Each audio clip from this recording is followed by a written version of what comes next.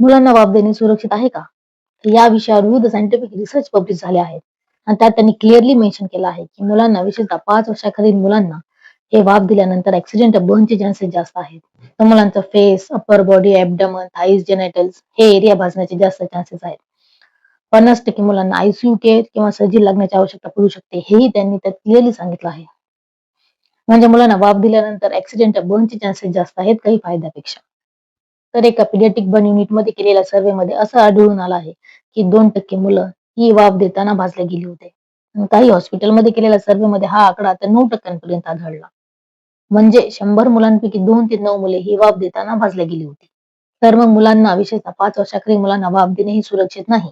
पालकांना असं वाटतं, की मुलांना सर्दी झाली, त्यांचं नाक बंद झालं, की वाफ द्यावी. त्यामुळे मुलांचा कफ हा पातळ होतो, सर्दी लवकर बरी होते. पण बराच वेळेस मुलांची सर्दी ही व्हायरल इन्फेक्शनमुळे असते आणि अशी सर्दी 3 ते 5 दिवसात आपोआप बरी होते. आणि व्हायरल इन्फेक्शनमध्ये वाफ दिल्यानंतर सर्दी बरी होते असा कुठलाही सायंटिफिक एव्हिडन्स नाही.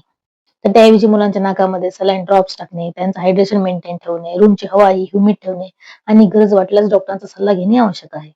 स्टीम इनहेलेशन म्हणजे वाफ देणे हे होम रेमेडीज आहे, पण सेफ रेमेडीज नाही. तर मग ही माहिती सेव्ह करा, इतर पालकांपर्यंत शेअर करा.